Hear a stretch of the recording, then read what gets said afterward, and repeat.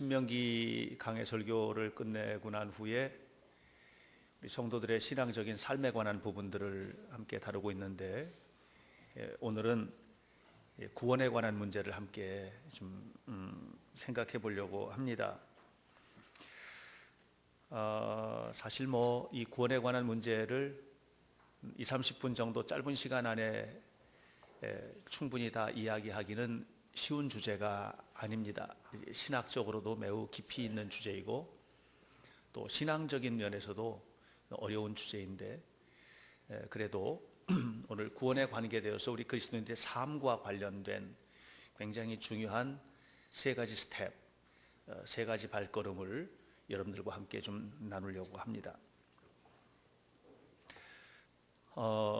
제가 아주 부러운 사람이 있는데요, 시력이 좋은 사람이에요. 제가 눈이 아주 나쁘다 보니까 안경 안 쓰고도 작은 글씨까지 다 보이는 사람이 제일 부럽습니다. 저는 이렇게 평상시에 쓰는 안경, 또 적당한 거리에 놓여 있는 컴퓨터를 할 때 또 쓰는 안경, 책을 볼 때 쓰는 안경을 다 따로따로 가지고 있어서 어떨 때는 굉장히 부지런하게 막 바꿔 쓰고 이렇게 하거든요. 이 시력이 좋은 거는 큰 축복이라고 생각해요. 그런데 아무리 눈이 좋아도 이 눈으로 볼 수 없는 부분들이 있지요. 그것은 사람의 마음이에요. 이 눈을 가지고 사람의 마음을 들여다볼 수가 없어요. 그래서 저는 사람의 마음을 헤아릴 줄 아는 눈을 가진 사람이 부러워요. 어떤 사람들은 참 사람의 마음을 잘 헤아려 보거든요. 그 사람이 어떤 아픔이 있는지, 어떤 상처가 있는지, 이런 부분들을 잘 헤아려 보거든요. 근데 그런 마음이, 그런 눈을 가진 사람이 부러워요. 근데 이 눈은 마음의 눈이에요. 마음을 볼 수 있는 눈은 마음으로만 볼 수 있지, 우리 이 육체의 눈을 가지고는 절대로 볼 수가 없어요. 그런데 그보다 더 깊이에 들어가면 제가 또 한 가지 부러운 사람이 있는데, 그것은 영적인 깊이를 가진 눈의 사람입니다. 사실 하나님의 세계는 마음으로 헤아려서 알 수 있는 세계도 아니고요, 또 우리 육신의 눈을 가지고 볼 수 있는 세계가 아니거든요. 영적인 눈이 열려야 볼 수 있는 세계가 있어요.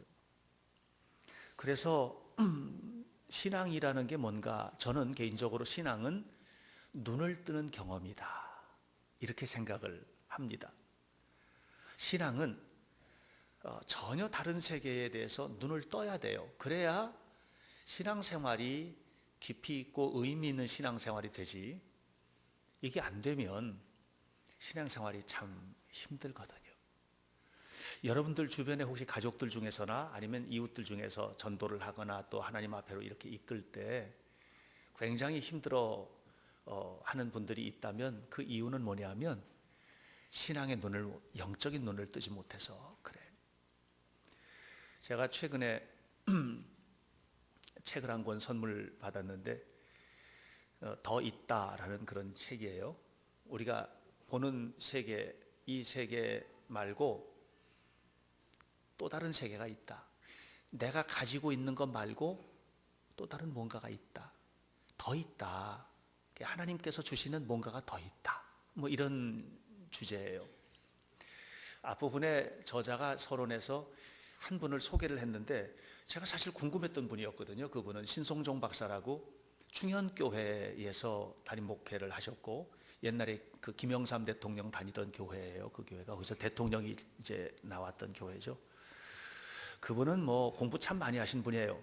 신학 박사이기도 하고 철학 박사이기도 하고, 미국에 가서 공부하고 한국에서도 유수한 대학들에서 공부를 하고, 또 그 신학적인 그런 책들도 굉장히 많이 쓰신 그런 분인데, 근데 그분이 2008년도인가 입신을 했대요. 그 입신을 어떻게 하게 됐냐면 그분의 장모가 사위한테 물어본 거예요. 천국이 진짜 있냐고. 그런데 이분이 늘 천국에 대해서 강의도 하고 하나님 나라에 대해서 강의도 하고 뭐 이렇게 늘 했는데, 그렇게 물어보니까 신학적으로 설명을 해줘서는 안 되는 문제거든요. 이거는 실제의 문제란 말이에요. 그래서 기도를 시작을 했대요. 그리고 8일 동안의 입신의 경험을 하고, 그리고 책을 한 권을 냈는데 내가 본 천국과 지옥이라는 책을 써낸 거예요. 중요한 건 그게 아니에요. 천국에 가서 보니까 자기가 지금까지 살았던 모든 삶이 자기만 위해서 살았던 삶이었다는 거예요. 너무 부끄러웠다는 거죠. 그래서 이 사람의 삶의 패턴이 완전히 바뀌어요. 캄보디아, 인도 이런 지역에 가서 선교를 하고 선교사들을 가르치고 이런 일을 시작을 했어요. 나이 70이 넘어서 바리스타 자격증을 취득을 해가지고 동네 카페를 하나 열어서 사람들을 섬기는 일을 시작을 한 거예요. 정신지체아들이 있는 곳에 가서 설교를 하고, 그리고 노숙자들에게 찾아가서 설교를 하고, 이 사람들은 하이 클래스의 사람에게 설교하고, 그 정말 그 대단한 공부를 한 사람들에게 둘러싸여서 우리가 흔히 말하는 상류층 계급의 모든 것을 누리던 사람이거든요. 그런데 바닥으로 내려간 거예요. 왜 거기 내려가셨어요? 왜 노숙자에게 가셨어요? 그랬더니 이분이 하는 얘기가 뭐라고 그러냐면, 거기에 예수님께서 계실 것 같아서요. 이게 뭐냐면 눈을 뜬 거예요. 전혀 다른 세계가 있다는 것을 눈을 뜬 거예요. 제가 중국에 지난 주간에 이제 다녀왔어요. 이번에 이제 저에게 강의를 들었던 학생 가운데 한 명이 이틀 동안을 기차 타고 강의 들으러 왔어요. 지하교회 지도자인데 이틀 동안을 제 강의를 듣기 위해서 기차를 타고 온 거예요. 밤낮을. 이 사람은 의사예요. 중앙당 간부들 치료해 주던 의사예요. 이번에 60살이 됐는데 중국에서 상상을 초월할 만큼의 돈을 벌 수 있는 모든 계급과 직책과 지위와 기득권을 다 내려놓고 지하교회 지도자로 헌신을 하고 있어요. 그러면서 이분이 하는 얘기가 뭐냐면, 내가 지금까지 정말 열심히 이렇게 살아왔는데 세상에서 이제는 주님만을 위해서 살다가 하나님 앞에 가고 싶다는 거예요.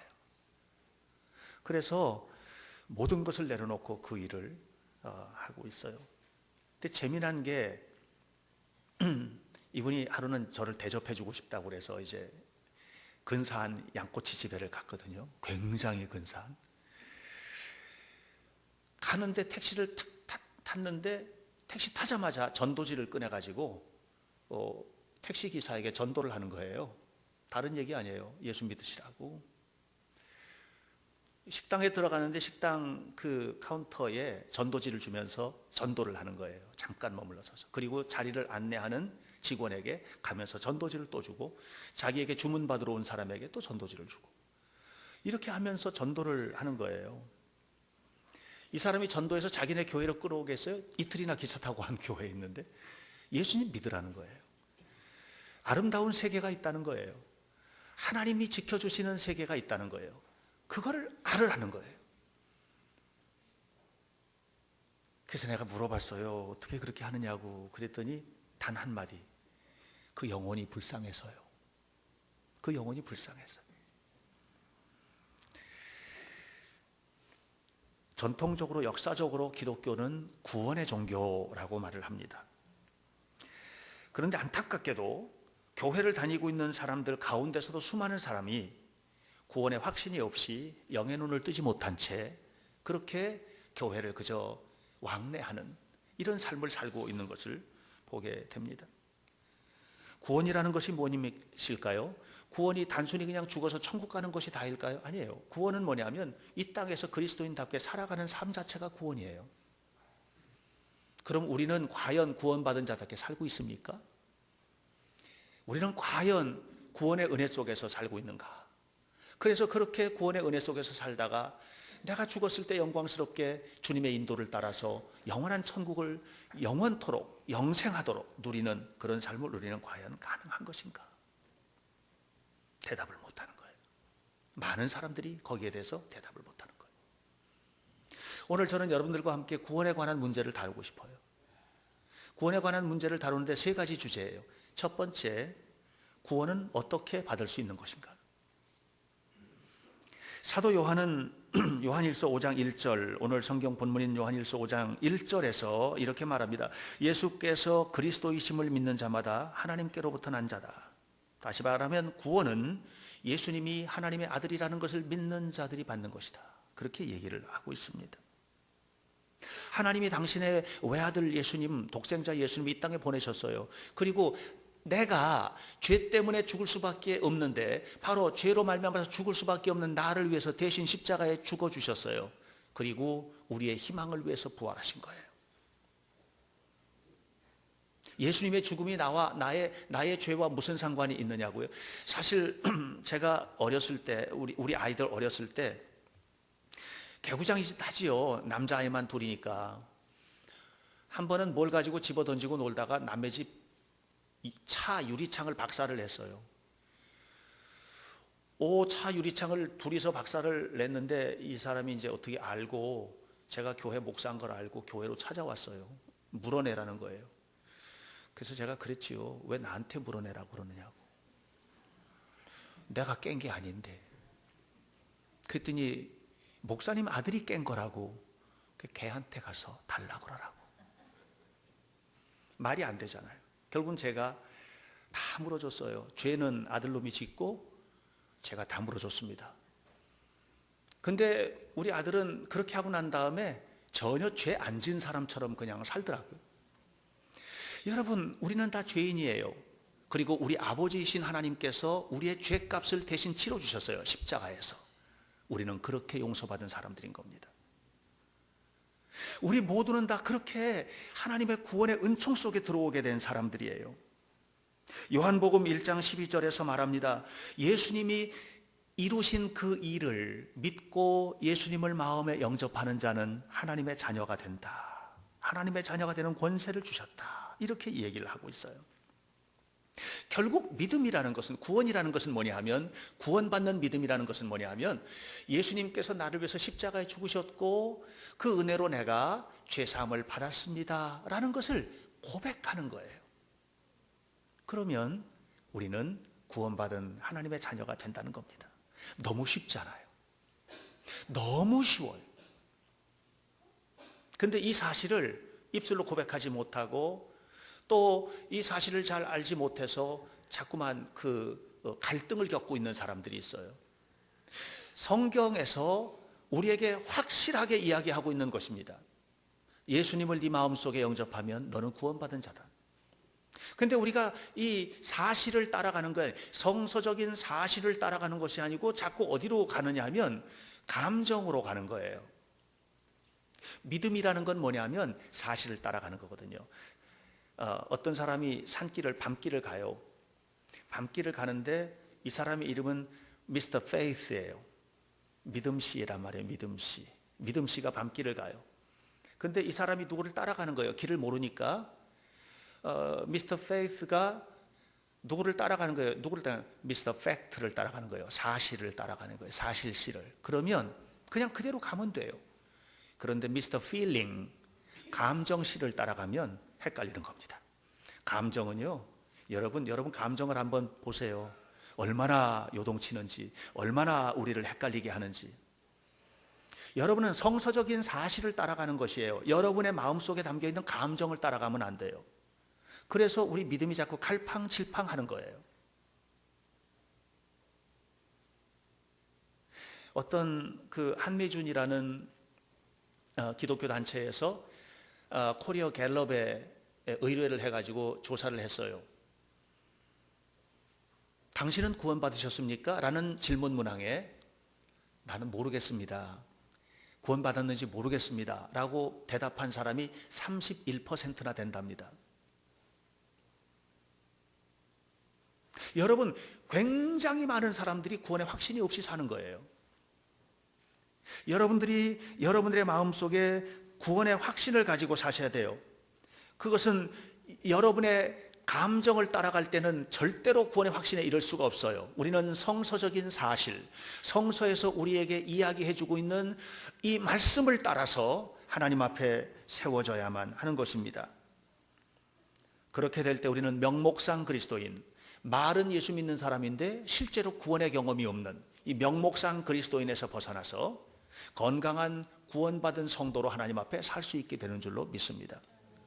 한번 따라서 해보십시오. 예수님께서 나의 구원자이심을 믿습니다. 예수님께서 나의 구원자이심을 믿습니다. 그것으로 충분 조건이 되는 것입니다. 여러분들은 모두가 다 예수님을 나의 구원자로 모시고 주님과 함께 동행하는 구원받은 성도로서의 삶을 사시기를 주의 이름으로 축원합니다. 이렇게 예수님이 나의 구세주이심을, 나의 죄를 사하시고 내 삶을 이끌어 가시는 구원자이심을 믿습니다 라고 고백한 여러분들에게 주시는 하나님의 축복이 있어요. 그 구원의 두 번째 스텝이에요. 그것은 생명을 얻는 겁니다. 이 생명을 우리가 주로 사용하는 용어로 말하면 영생을 얻는 것입니다. 영생을 얻는 것입니다. 13절에서 사도 요한은 이렇게 말합니다. 내가 너희에게 이것을 쓴 것은 너희에게 영생이 있음을 알게 하려 함이니라. 이렇게 이야기를 했습니다. 사도 요한이 요한 1서를 기록한 목적이 뭐냐 하면 너희에게 영생이라는 것이 있다는 것을 알게 하려고 썼다. 이렇게 이야기하고 있어요. 하나님은 사실 예수 믿는 사람들에게만 영생을 주신 게 아니에요. 하나님은 모든 인류에게 영생을 주셨어요. 모든 인류에게. 영생이 뭐예요? 영원한 시간이에요. 영원한 시간이 언제 있었어요? 과거에 이미 지나간 과거 속에 있었어요. 네. 내가 이 땅에 있기도 전에, before, 내가 이 땅에 있기도 전에 생명, 하나님의 생명은 있었어요. 그리고 내가 지금 누리고 있는 이 시간도 영원한 생명의 시간이에요.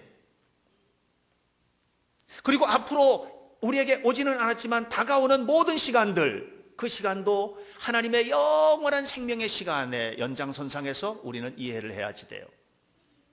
영생은 모든 인류에게 주신 축복이에요. 하나님의 축복이에요. 그런데 문제가 생겼어요. 마귀가 인류에게서 영생을 뺏어갔어요. 마귀가 인류에게서 생명을 뺏어가 버린 거예요. 생명을 빼앗긴 인류에게 남아있는 것은 뭐냐? 현실만 남았어요. 영원한 생명을 빼앗겨 버렸기 때문에 현실만 남았어요. 그래서 현실 가지고 싸우는 거예요. 현실 속에서 내가 어떻게 살 건지, 이제는 이 높이, 영적인 높이, 삶의 깊이 다 없어요. 그냥 평면만 남아있는 거예요. 평면만. 내가 살고 있는 삶의 평면만 보는 거예요. 이게 전부예요. 내가 하고 있는 일이 전부예요. 이것이 오늘 우리들의 삶이 되고 말았어요. 인간이 살고 있는 삶의 현재라는 시간은 과거로부터 온 거죠. 그래서 과거로부터 지금까지 왔어요. 어떤 사람이 인격이 참 못돼 먹은 인격을 가졌다고 합시다. 왜 그런 인격이 된 줄 아세요? 어렸을 때부터 경험해왔던 모든 삶이 그 사람을 그렇게 만든 거예요. 벗어나질 못해요. 이 못돼 먹은 인격에서 벗어나질 못해요. 어떤 사람의 상처가 커. 너무나 상처가 큰 상처를 가지고 있어요. 그럼 이 상처가 어디서부터 온 거예요? 어려서부터 살아오면서 그 상처가 만들어진 거예요. 그리고 이 상처에서 벗어나지 못해요. 왜? 우리는 영생을 누리고 있지 못하고 현실만 있으니까. 내 있는 이 상처, 그래서 이 상처를 준 너를 내가 그냥 두지 않겠다라든가 이렇게 돼버리고 마는 거예요. 결국은 현실만 있다라고 하는 이 사람은 뭐냐면 이 현실을 치유받아야 돼요. 현실을 치유받지 않으면 안 돼요. 현실을 어떻게 치유받아요? 예수님 내 안에 오셔야 돼요. 예수님 내 안에 오셔서 내 삶을 변화로 이끌어야 돼요. 변화로 출발해 가는 과정에서 두 가지가 필요해요. 하나는 회개가 필요해요. 국가적으로도 개인적으로도 회개가 필요해요. 하나님 앞에 잘못을 고백하고 내가 잘못되었습니다라고 회개하는 거예요. 또 하나는 용서가 필요하죠. 회개와 용서.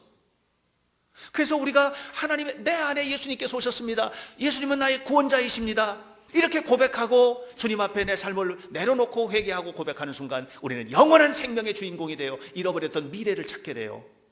내 삶이 지금 너무 힘들고 어려워도 하나님 때문에 희망을 갖게 돼요.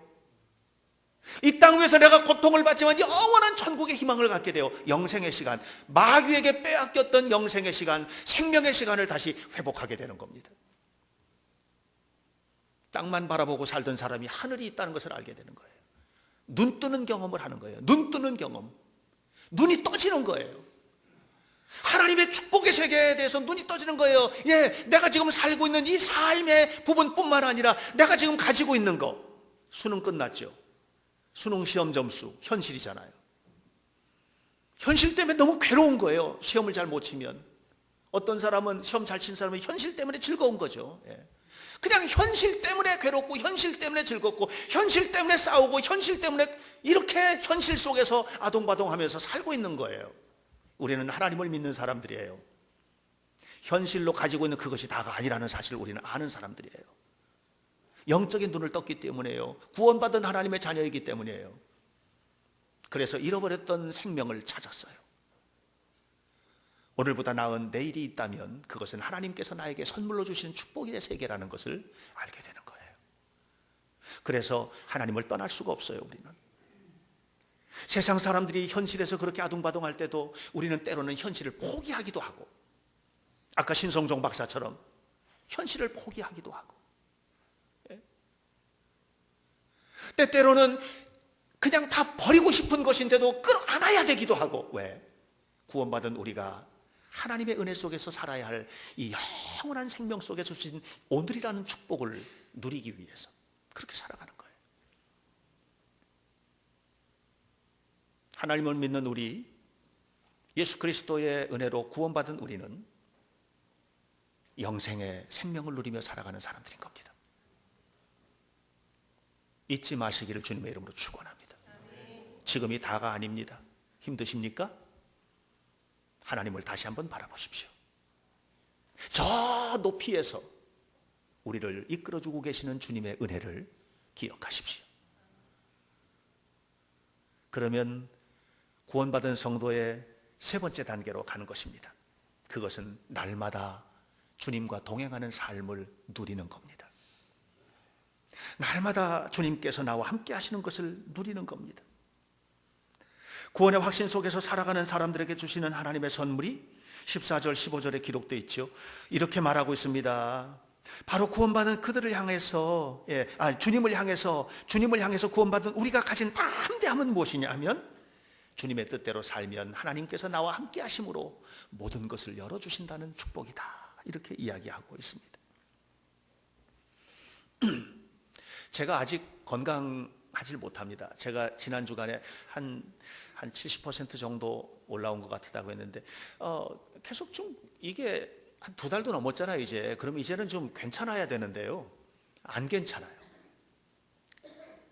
계속 막 따끔거리고, 이제 전보다는 훨씬 많이 좋아지긴 했는데, 좀 이제 깔끔하게 좀 없어졌으면 좋겠는데, 조금 힘들게 이렇게 일하면 거친 숨소리가 여전하고, 걱정이 됐어요. 중국 갈 때 가가지고 어떻게 잘할 수 있을까, 비행기 타도 되나, 뭐 이런 걱정. 주변에 있는 사람들이, 저를 아는 사람들은 10사람이면 10사람, 100사람이면 100사람 다 가지 말라고 그렇게 얘기했어요. 가지 말라고, 안 갔으면 좋겠다 이렇게. 근데 제가 기도하는 가운데 제가 응답을 받았어요. 하나님께서 나와 함께 하신다는 거룩한 응답이에요. 그리고 이번에 가가지고 아침부터 저녁까지, 밤까지, 그리고 또 다른 프로젝트 하면서 뭐 파송하고 예배하고 설교하고 집회하고 강의하고, 하루에 순수하게 강의 1시간만 12시간씩 강의를 하고 막 이렇게 했으니까는 너무 힘들잖아요. 되게 힘든 일이거든요. 힘이 하나도 안 드는 거예요. 주님께서 그냥 저를 업고 다니는 것 같은 거예요. 주님을 누리다가 왔어요. 너무 행복해요. 그래 갔다 와가지고 제가 여러 사람한테 그랬어요. 목사님 힘드셨죠? 아니요, 너무 행복하게 다녀왔다고. 제가 제 아내에게도 너무 행복하게 다녀왔다. 제가 우리 장로님에게도 장로님 이번에 너무 행복한 경험을 했다. 그런 얘기를 했어요. 여러분 어떠세요? 구원받은 성도와 함께 하신다는 주님의 이 너무나 확실한 약속을 누리셔야 되지 않겠습니까? 우리가 왜 이것을 못 누릴까요? 누리지 못하는 이유가 있어요. 그 이유는 뭐냐면 내 생각의 틀에서 깨어나지 못해서 그래요. 믿는데 자기 생각을 가지고 믿어요. 자기 생각을 가지고 믿으니까 하나님의 기적이 거기 없어요. 병아리는요, 껍질이 깨져야 나오는 거예요. 되게 재밌는 실험을 했대요. 누가? 벼룩이 있죠. 벼룩이를 상자에다 넣어놨대요. 그랬더니 벼룩이 탁탁 튀잖아요. 탁탁탁탁 튀는데 그렇게 한참을 뒀다가, 오랫동안을 뒀다가 상자를 열었더니 이 벼룩이가요, 그만큼밖에 못 뛰더래요. 그만큼밖에 못 뛰더래요. 이게 뭐냐면은 나는 요만큼밖에 못 뛰는 존재라는 생각의 틀을 가지고 있어요. 사고의 틀을 가지고 있어요. 우리 아이는 요 정도밖에 안 될 것이라는 사고의 틀, 부모가 그거 깨트리셔야 돼요. 우리 흔히 요 나이 때쯤이면은 요 정도는 해야 된다는 생각의 틀, 좀 늦게 될 수도 있죠.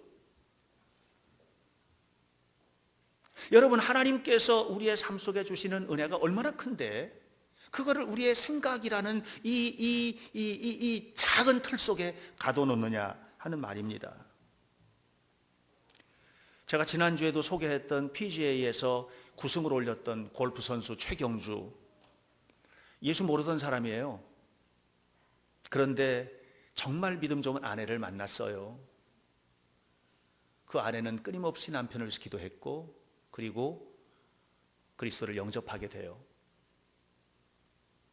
놀라운 경험을 책으로 간증을 하는데 무슨 얘기를 하냐면, 자기가 골프를 할 때든 삶을 살아갈 때 모든 매 순간에 하나님께서 그렇게 사랑하시고 이끌어 가시는, 물론 실패도 경험하고 좌절도 경험하고 꼬꾸라지기도 하고, 어떨 때는 정말 그 PGA에서 2승이나 했던 선수가 대회 나갔는데 컷 탈락이라는 게 뭐냐면 아주 까마득한 등수라는 거예요. 그런 경험도 하고, 그런데 그 모든 속에서 하나님이 함께 하시는 것을 누리고 산다는 거, 이게 얼마나 큰 축복인지 몰라요.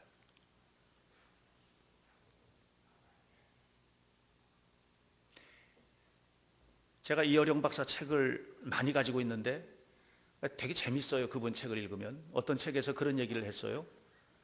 자기 딸은 이상하대요. 이민아 변호사, 이상하대요. 자기 딸은 늘 하나님의 음성을 듣는다는 거예요. 하나님의 음성을 어떻게 듣는 거야? 그러면서 자기 딸은 하나님의 음성이 들리면 그대로 산다고 그런다는 거예요. 이게 배움이 없는 사람이 아니에요. 미국에서 변호사까지 한 사람이잖아요. 이민아 변호사.